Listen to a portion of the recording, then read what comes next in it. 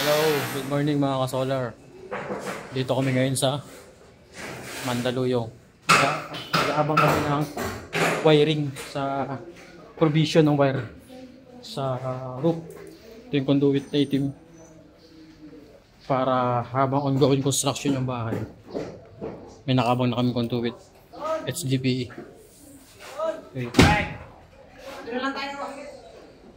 Okay. Tapos din niya magkakaroon niya ng full box doon. Tison! May Tison! full box yan doon.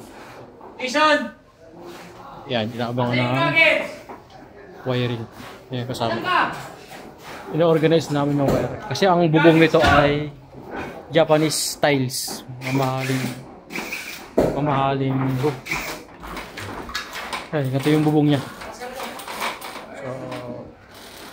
habang ongoing construction pa, maganda na ng conduit wiring.